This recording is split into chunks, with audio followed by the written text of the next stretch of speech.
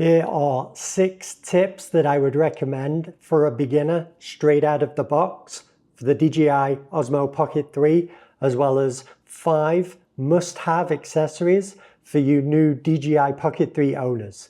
My name is UK. Let's jump right in.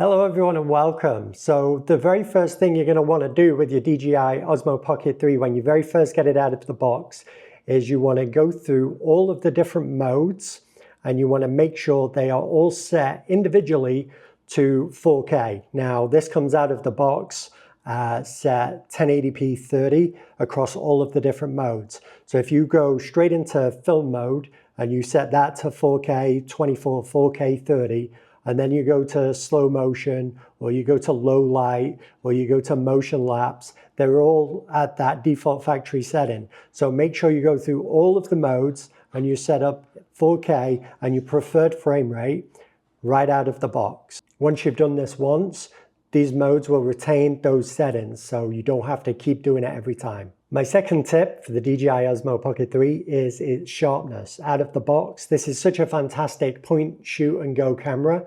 However, everything straight out of the box, factory settings, is a little bit too sharp. Now, I have consumed so much Osmo Pocket 3 content over the last several months waiting to get my hands on one, and I went out full auto, tested everything, and everybody was right. It is a little bit too sharp. So to change the sharpness, it's real simple. Just swipe left, make sure you're in Pro mode. At the very bottom, you'll see image adjustment. In image adjustment, you can bump the sharpness down however you see fit. I've just dropped it down 1, and that seems to smooth things out how I like it. But feel free to play around in here, see what it looks like. I have a video in my vlog playlist where I didn't do this, and you can see just how over sharpened that image was. So I believe that is episode 1 of my vlog. If you want to see how this camera looks straight out of the box, completely factory settings, go check that one out. So the third thing you're going to want to do for your DJI Osmo Pocket 3 is you're going to want to calibrate the gimbal. This is super simple. From the top menu, swipe down and go into the cog.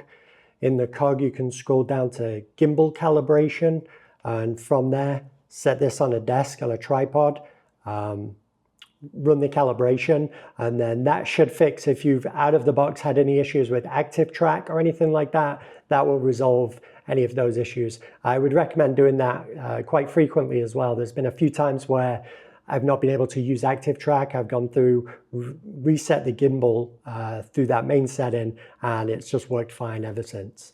So make sure you're calibrating the gimbal and you should be good to go. So onto audio, and there are a couple of things I recommend doing out of the box. If you're using the DJI Mic 2, for me personally, out of the box, it was super low. I have to bump the gain up through the audio menu and add 4 decibels of gain. That gets me just in the orange. That gets me just about right and still gives me some headroom to change in post. So just a heads up on that. Another tip when it comes to the audio on the DJI Osmo Pocket 3 is to turn on a feature that will record a backup audio file every time you use the camera. So if you're using the DJI Mic 2 and you have the camera somewhere over there, say you're on a beach or you're in a bus station and you want to capture the ambient sounds, your DJI Mic 2 is not going to do that. You can turn this setting on by swiping down from the main menu at the top, go into the cog, and then you want to click on turn on built-in mic audio. So if you enable the built-in mic audio recording, what that's going to do is it's going to take a backup of what these mics pick up, save it on board as a separate WAV file. You can then take that WAV file, put it into your videos and use that as ambient sound if you wanted. But having that extra backup and having it in a separate WAV file, I think is fantastic, and they don't take up too much room on your SD card. So I would highly recommend turning that feature on. It's a fantastic feature. Another quick tip for audio is with the wind noise reduction. If you're using this without the DJI Mic 2, default out of the box, my wind noise reduction was set to on. There was barely any wind when I listened back to my audio through the DJI Osmo Pocket 3 microphones. my voice audio was a little bit weird. It was a little bit funky and I couldn't figure out what was going on. As soon as I disabled the wind noise reduction setting that was defaulted to on, did a few more tests, my voice came through a lot clearer. There wasn't any like weird in and out, weird processing, anything like that. So just be mindful of that setting. It does come on, or it did for mine out of the box, and I went ahead and turned it off. I'm sure it's great if there is wind, but there was no wind on the day that I was using it, and I did notice some strange things going on with my voice audio on the DJI Osmo Pocket 3 built-in microphones. Okay, so now you've got your DJI Osmo set up a little bit. You're a beginner, you want to know what accessories you're going to need to buy, how you're going to get the most out of this absolutely crazy little camera.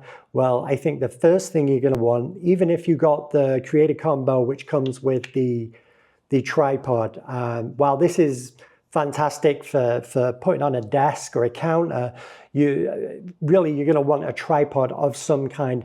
I wouldn't recommend a full-size heavy-duty photography tripod out of the gate. I would probably recommend going with something like this. This is, I believe Amazon sell these as selfie sticks. I bought this one months ago to use for my cell phone. I did a lot of selfie recording, but it also doubles up as a much sturdier little travel tripod. And this is going to give you, when it's fully extended, this thing's going to give you about, I would say 4 to 4.5 feet. And it's actually pretty stable. I wouldn't deploy this in the wind, but when it comes to motion lapses, time lapses, anything of that nature, especially where you're going to need a little bit more height, get the Pocket 3 off the ground, I would highly recommend getting a little, it's called Selfie Stick Tripod. I'm not sure what brand this is. I got this months ago on Amazon. I think I paid like 20, 25 bucks. It did come with the little cell phone mount, so if you want to use it with your cell phone as well. But these are fantastic. You can just pop these in your backpack. Much lighter, much easier to carry around than a regular old tripod. And it's multifunctional as well. So highly recommend. One of the first things you get as a new DJI Osmo Pocket 3 owner is a little tripod like this. I have left a link in the description to this one specifically. There are thousands to choose from on Amazon. Just a heads up, all of the links down in the description, they are actually affiliate links. So if you ever do end up buying anything from those, I get a little kickback. So thanks for that.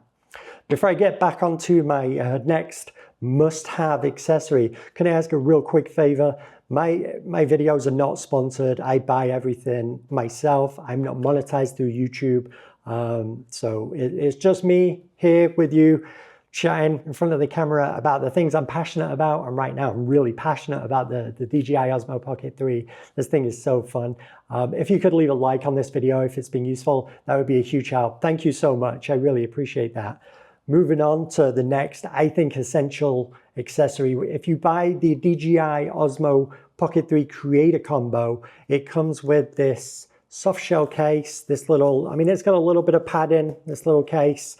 I mean, it's fine, but if you're going to be like chucking your stuff in a backpack or, not quite as delicate with it, I would strongly recommend just buying one of these cheap little hard cases. So I got this one again on Amazon. I think it was like 15, 20 bucks.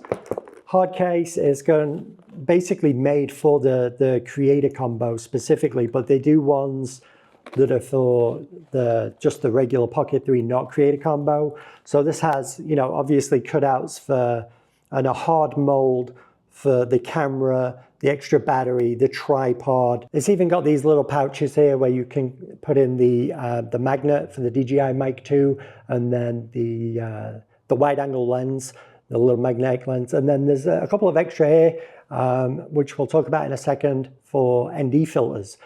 So the final thing I would recommend, especially if you're going outdoors and shooting in bright summer days, which I'm guessing most of you will be doing.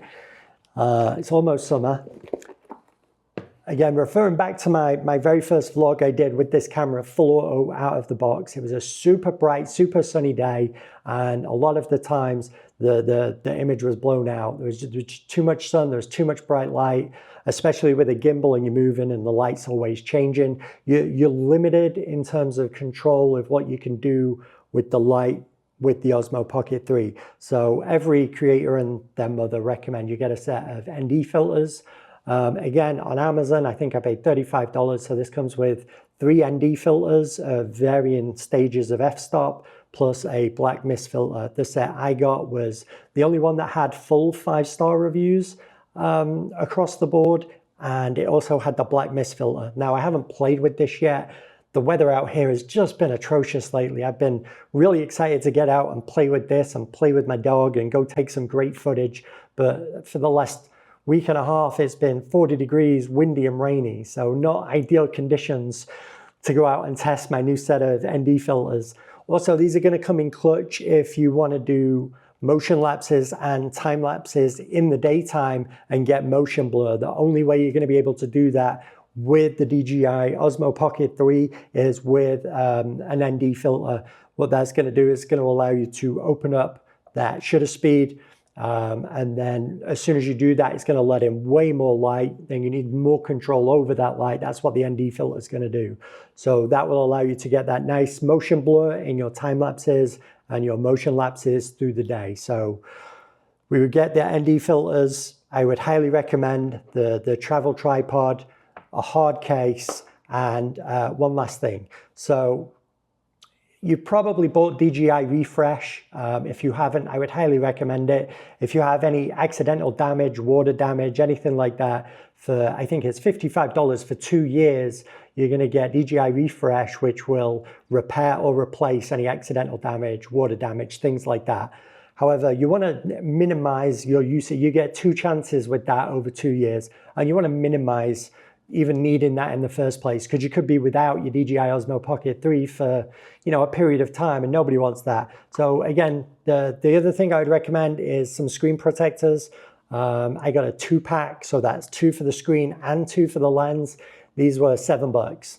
$7 could potentially save you 2-3 weeks of shipping backwards and forwards. I'd much rather break, you know, a $3 screen protector than a $300 screen replacement, and you get 2. So even if you do break it, slap a new one on, away you go, you're good to go. Okay, so that has been my quick tips for out-of-the-box settings to change as a beginner with the DJI Osmo Pocket 3 and the 5 essential accessories I would recommend you go out and buy as soon as possible. I hope this video was helpful. Again, not sponsored, not monetized, just my own opinions on the gear I use and how I use it. I'm really excited about this stuff. Hopefully that comes through. Again, if this video was useful, consider leaving a like down below. That would really help. And if you're into this kind of stuff, tech, photography, gizmos, gadgets, consider subscribing. We're almost at 150 subs. I'm super proud. Let's keep that going. So I'm going to wrap it up. I've been UK. You've been fantastic. I will see you in the next one.